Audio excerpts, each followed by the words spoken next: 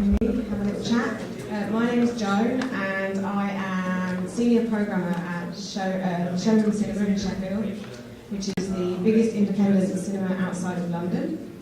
I'm also Festival Director at Show Promotion Young People's Film Festival, which is a festival of international films for children and young people, which is about 14 years old now, so it's been going a while. Obviously, I've been doing it all my time. And I just wanted to give you a bit of an insight into how you might work within film, but specifically within exhibition. So film is obviously an enormous industry, very glamorous and very exciting and hugely wealthy. Film exhibition is a slightly different angle. So film is how film is made for an audience, and I am responsible for finding an audience for films and for bringing films to an audience maybe that they didn't realise that they liked or haven't had an opportunity to see before. So, I started out many years ago and I always wanted to run a cinema. And this is mostly because my town, where I grew up, didn't have a cinema at all when I was a kid, and felt like it's a big hole in town. It's quite a big town, about 70,000 people live there, no cinema. It's not on its own. There are lots of towns and small villages and places in the country that don't have cinema, not even a multiplex cinema, absolutely no way to watch film. So all of my film watching was kind of at home on a VHS or on TV and then maybe on DVD at later times. And I knew that I wanted to do film. The only course that was available was like a media, really broad media course, which nowadays is seen as kind of like it was tagged like Mickey Mouse courses, but actually I really think that the value of a media course is that it's broad. It gives you a real good understanding of the entire media industry, and for me it meant that I could really be quite specialised and know that I wanted to go into film. Specifically, I never wanted to make films. I did once, it was awful, I'm never doing it again. But I did want to watch films, and I knew that I wondered if there's a job out there where I can get paid to watch films. And that's exactly what I do now. As a programmer, I pick every film that's on at the cinema.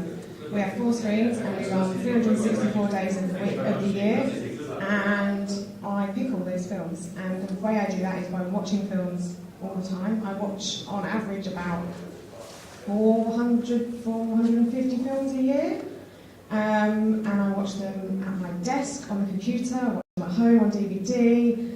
I travel all around the world to different film festivals watching films and bringing them back to Sheffield and screening them. And the reason I'm here today is because Showroom Cinema in Sheffield is in partnership with the Bradford Media Museum, is now responsible for delivering a cultural cinema exhibition to the entire of the north of England, which is Yorkshire, North East, all the way to the Scottish borders and the whole of Cumbria, which is pretty massive. And the reason that we're here is to kind of explain to young people that film is not just one thing. You can get involved at all these different stages, and the way that I think the best way to get involved in film is through direct interaction with the industry. So you can do theoretical courses, and that's fantastic, and if you can get onto fantastic university courses, then do, it'll be amazing. But don't neglect just generally being around people. Go and volunteer in festivals, go and knock on the door of film production companies, go and write to people, just have a conversation with the industry, because there are so many people out there that are desperate to work with young people and desperate to kind of bring them up and show them that they can once, a few years down the line, they can be incredible. For example, there was a girl that became an unpaid internship with Warp Films. I don't know if any of you know about Warp Films. It's the biggest independent British film production company outside of London, and it's based in Sheffield. And they make all the films by Shane Meadows. They make Considine movies, the latest one about the Stone Roses. They're pretty massive. And this girl wrote to them and said, I really want to work in film, and I live in, I think she lived in Leeds, and I can travel to Sheffield, and can I have an internship? And then they wrote back and said yes, and now she is lead producer on a film that was in the Director's Fortnight in Cannes Film Festival. And that was 6 6 years ago. So it really makes a difference just engaging with people.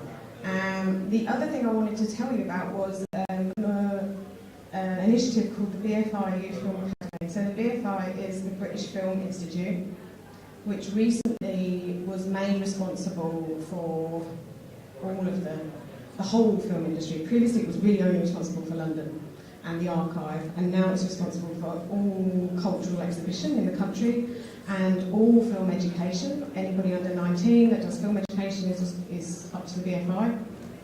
And they created the BFI Youth Film Academy, which is for 16 to 19-year-olds. It runs every year. In this area there's Sheffield, Leeds, Hull and Durham, I think. They're probably the nearest ones. It's taught differently in every single area. It's very different. So it could be, in Sheffield we run it every Saturday for 10 weeks and then a couple of Wednesday nights, but some of them have done it so it's like really intensive, 2 weeks over half term or Christmas holidays, and the curriculum is slightly different in each area as well. Specifically what it does, it engages with industry. So if there's a session on film history, you'll actually get a film historian that will come and talk to you. If there's a session on being a producer, which is a totally misunderstood role among most people, because it's actually the most important role in film, there'll be an active working film producer there to talk to you about how they became a producer, what they do now, what that means, even down to the point of how much salary they earn, you know, do they have a regular income, do they have to file their tax returns. These are kind of things that in film makes a big difference whether you're actually employed or whether you're freelance. Most people that work in film are freelance, even basically directors are freelance because they work on one film and then they don't work, or they get another job. So it's kind of really interesting to learn about employment, actual employment. How can you really earn a living doing production or being a cameraman or an editor or script editor, that kind of thing. But you also learn about film in its wider form. I'm a great believer and a little bit preachy about that you can't make something unless you see it. So I don't think you can make films unless you watch films.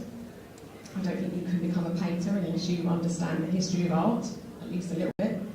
And I get very frustrated about university graduate filmmakers that don't watch films and then come to the cinema and say, oh, this is a really great film. It's like, yeah, I know, you should be watching it. You should be always watching films. It's informing your art form. You can't learn, you can't reinvent the wheel every single time. And this is a really kind of broad course at the Youth Film Academy because it involves watching films. And for me, the bit I teach on it is about watching films, and we run like a little film festival day to kind of explain how being a programmer is great. It really is, but it's also quite hard work. Usually I'll watch like 6 or 7 films in a row, which is a lot, and we're going to manage 4 on our course because frankly by the 4th film most people have forgotten the first film. And also the other thing I really wanted to impress upon you is the importance of writing down what you do.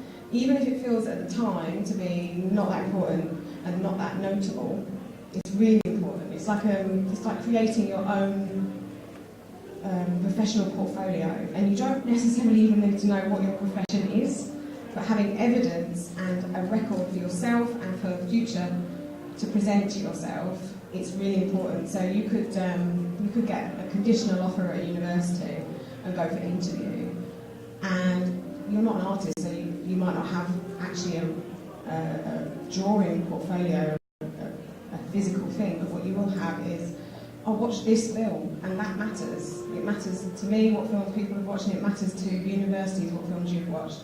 And say you watched a film and you wrote reviews about it, they don't need to be like the best reviews ever, but just simply that level of engagement that you might have with a film will make a massive difference when you go to a panel at university. When I went to university, I didn't have any A-levels.